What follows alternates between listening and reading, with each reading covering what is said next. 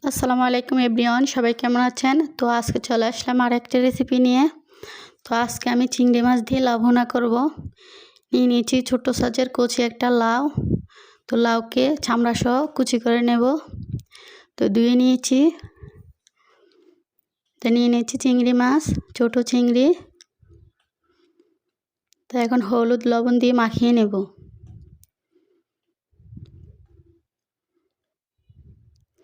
তো একটা কড়াইতে তেল দিয়ে দিয়েছি চিংড়ি মাছ। তো একটু নেড়ে ছেড়ে হালকা ভেজে উঠিয়ে নেব। তো আবার তেল দিয়ে দিয়েছি। তো এখন পেঁয়াজ কুচি দিলাম, একটু নেড়ে দেব। দিয়ে দিয়েছি কিছু কুচি করা লাউ, যেন পুড়ে না যায় মশলা।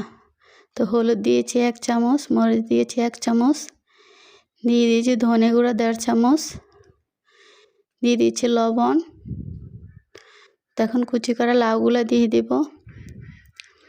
এবার ছোট চিংড়ি দিয়ে ছোট কচি লাউ ভেজে খেয়ে দেখবেন, অনেক মজা হয়।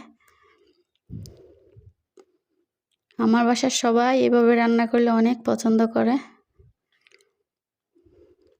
তো উপরে দিয়ে দিয়েছি ওই যে চিংড়ি মাছগুলা।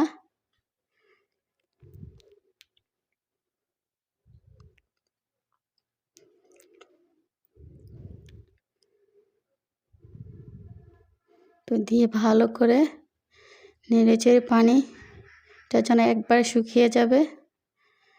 তো এখন দিয়ে দিয়েছি ধনে পাতা কুচি।